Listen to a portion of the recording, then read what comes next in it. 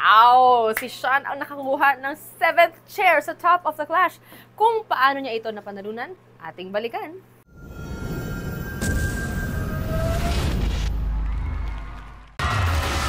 Sean! Congratulations!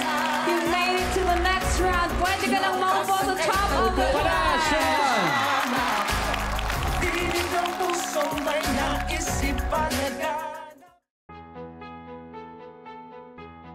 Grabe, sobrang hindi ko siya in-expect kasi akala ko rekta na agad sa sa labanan. So may mga naisip kasi ako na mga kakalabanin, sobrang challenging niya kasi pipili ka lang dun sa may bilog. Imagine kung gaano kaliit lang yung choices mo, kailangan mo ma-utilize yun, kailangan mo mag-strategize talaga kung sino yung pipiliin mo. Sa akin, natuwa ako kung makikita niya yung reaction ko dun sa sa stage. Ay, hindi ako napili sa bilog kasi sobrang eager na ako para at least malabas ko na kasi nakabuka na yung vocal cords ko.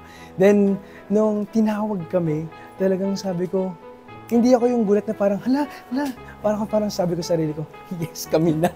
Yay! Thank God kasi may kaba, pero at least ready talaga. Parang perfect timing. Pinili ko si Jassy kasi alam kong mabagal rin yung song niya. And gusto ko yung level ng energy namin parehas. Gusto namin magpaiyak ng tao. And I think it's a good match po na yung leaves ko matapat po dun sa kanta niya. Naglalaban na lang po kung paano po i-interpret yung song. Ako po, nakita ko yung sarili ko as one of the weakest links. Hindi naman po sa pagdadown ng talento at kakayahan ko po. Pero alam ko po talaga na marami po talagang magagaling na singer, especially si Jassy. And ang akin, sobrang pasasalamat ko po dahil nabigyan pa po ako ng opportunity and nagpapasalamat po ako sa The Clash. And of course kay God kasi parang milagro nung doon ako sa stage.